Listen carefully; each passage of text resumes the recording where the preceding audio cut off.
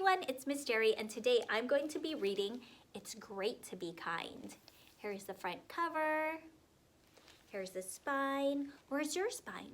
All along your back. That's right, and here's the back cover. It's Great to Be Kind by Jordan Collins and Stuart Lynch.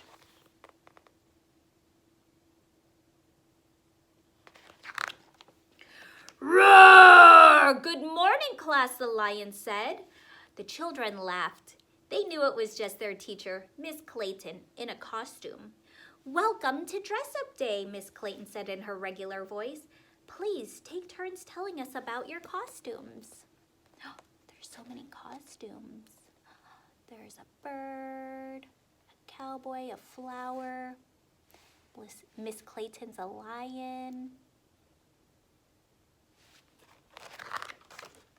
Carly showed off her dragon costume. Emily said, I like your spiky tail. Thanks, I made it myself, Carly replied. Jack spun around so everybody could see his superhero cape. My dad sewed this from curtains, he said proudly. If anybody wants to try it on, they can. Ooh. What pattern is on there? Are those stripes or stars? Stars.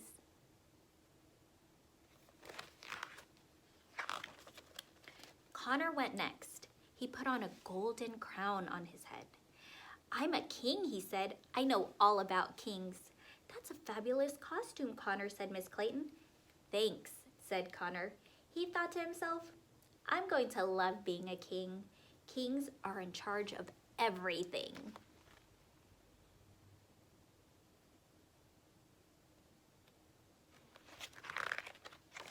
Soon it was time for a reading group. Connor saw Jack reading a book about wolves. I want that book, Connor demanded. I'm reading it now, said Jack. You can read it next. Kings don't wait, Connor yelled, and he grabbed the book. Oh, no.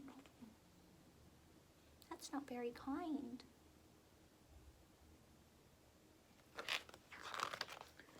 At lunch, Connor pushed to the front of the line.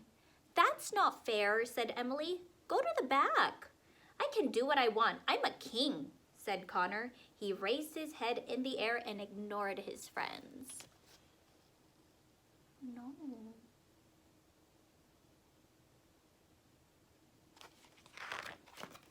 I'm a queen, but I'm not breaking any rules, Emily said. You're not a queen, Connor said. You don't even have a crown. Emily burst into tears.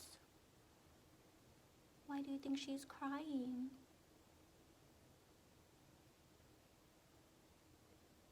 I think you're right.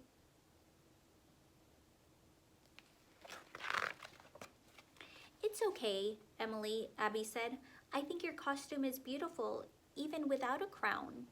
Then Abby turned to Connor and said, You shouldn't make people cry. It's not kind. Kings are allowed to be mean, Connor said.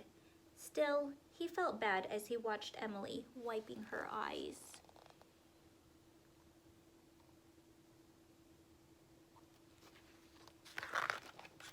After lunch, Miss Clayton asked the class to split into groups to make finger paint pictures. Everybody teamed up. Tia with Sean and Carly, Ryan with Abby and Sophie, and Jack with Emily. Connor was the only one without a group. He felt sad and lonely.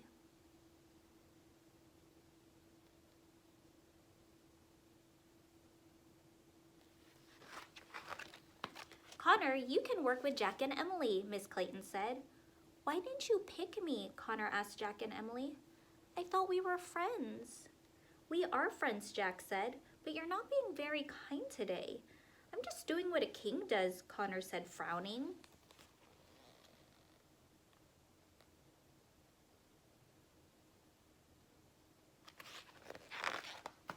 Who says kings can't be kind? Emily said. And anyway, you're not a real king. Connor shrugged. His face felt hot and his stomach was in knots. Emily and Jack moved to a different table.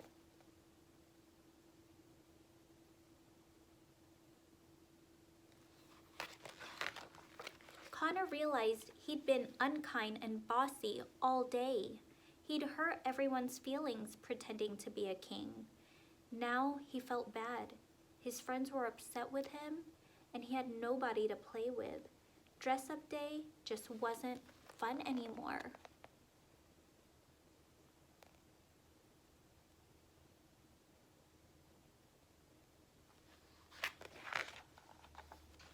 Connor walked over to Jack. "I took the book you were reading," he told Jack. "That wasn't kind, and I'm sorry." He handed the book to Jack and said, "Next time, I'll wait my turn." "Thanks," Jack said. "You're welcome," said Connor, and he stood a little taller.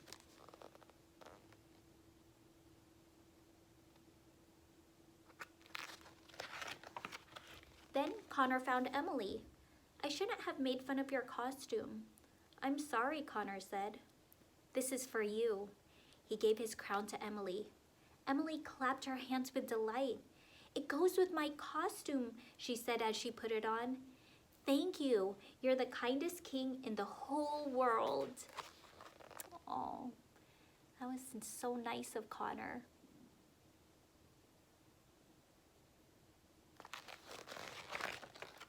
Even though he wasn't really a king, Connor felt like royalty when his friends thanked him.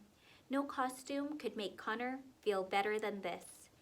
It felt good to be kind. Now his friends were happy, and so was he.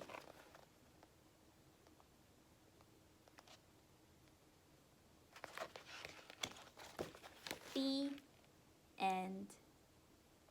Thanks for listening. Bye.